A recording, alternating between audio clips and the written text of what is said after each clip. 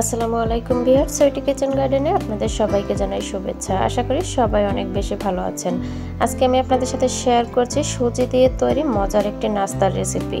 বাচ্চাদের টিফিনে কিংবা বিকেলে চায়ের সাথে আড্ডা দেওয়ার জন্য পারফেক্ট একটা রেসিপি। খুবই মজার এবং অল্প সময়ে তৈরি করে নিতে পারবেন।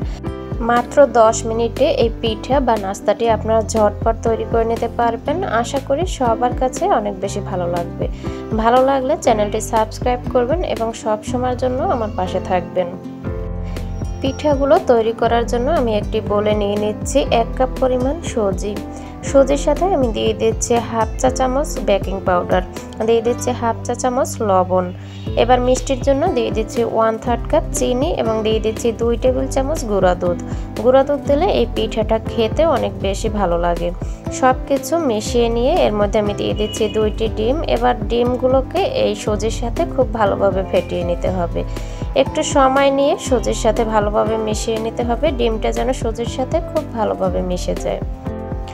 ডিমের সাথে সুজিগুলো খুব ভালোভাবে মেশানো হয়ে গেলে এবার আমি এখানে অ্যাড করব 1 কাপ পরিমাণ লিকুইড দুধ।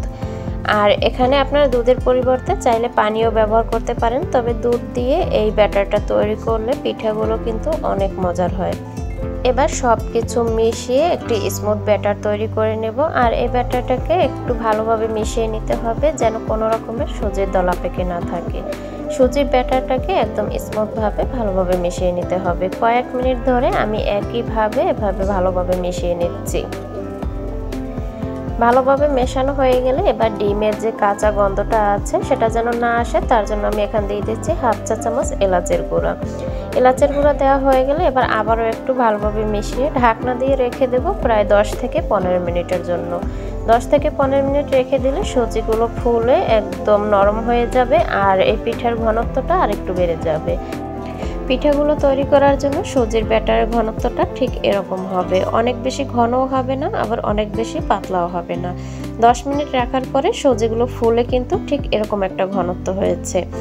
এবার চুলায় প্যান বসিয়ে সামান্য তেল ব্রাশ করে নিচ্ছি। আর চুলার আঁচ কিন্তু একদম লো হিটে রাখতে হবে, তা না হলে নিচ থেকে তাড়াতাড়ি পুড়ে যাবে আর উপর থেকে কাঁচা থেকে যাবে।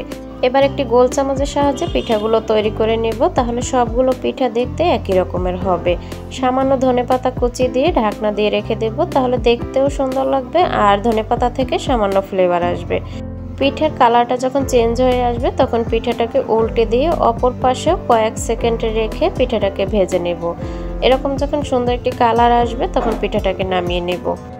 একইভাবে আমি সবগুলো পিঠা তৈরি করে নিচ্ছি। আর প্রতিবারই কিন্তু প্যানে সামান্য তেল ব্রাশ করে নিতে হবে, তা না হলে কিন্তু পিঠাগুলো পুড়ে যাবে।